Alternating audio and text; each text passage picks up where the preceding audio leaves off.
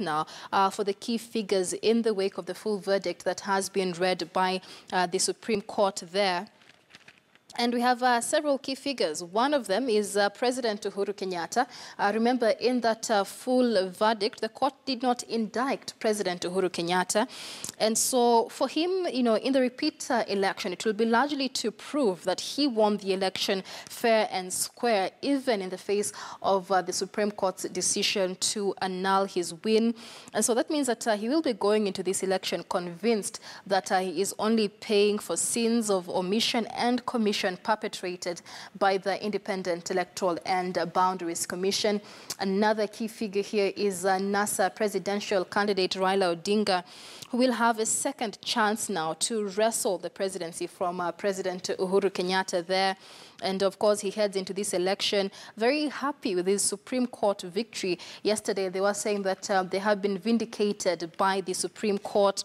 And, well, he has been handed a lifeline, so to speak. And so we're likely to see him pull all stops to ensure that he makes good use of what is being referred to as his last bullet. But what is at stake for the likes of IEBC chairperson Wafula Chebukati and IEBC CEO Ezra Chiloba? In terms of Wafula Chebukati, IEBC, who heads the IEBC rather, the Supreme Court decision, of course, has battered the outfit, and it is upon him now to ensure that they rebuild public confidence ahead of the repeat poll, which is just 25 days away. Will they be able to do that? Only time will tell. Remember, just 2 days ago, he suspended 3 ICT officials from the IEBC, among them ICT Director James Muhati. And this was one of the demands that the opposition NASA had put out for IEBC to clean up its house.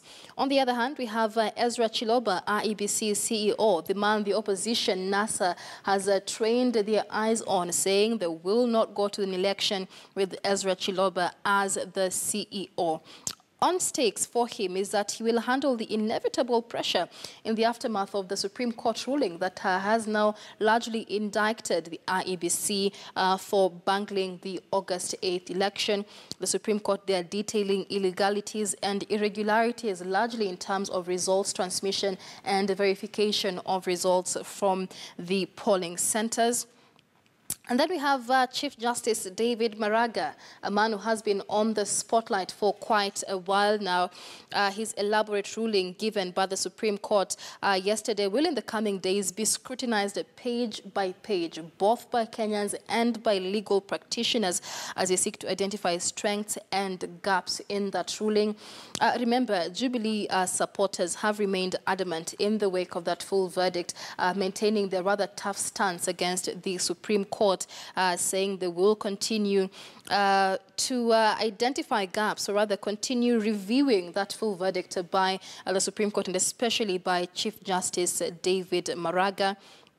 And then, of course, we have Ekuru Okot, Third Way Alliance party leader, or presidential candidate, who not very long ago filed a petition at the Supreme Court asking that he also be included in the fresh presidential poll.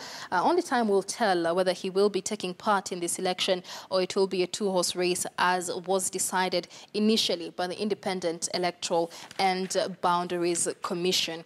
So that Supreme decision, largely making headlines on the dailies this morning, takes about 14 pages. On page 9 of the paper,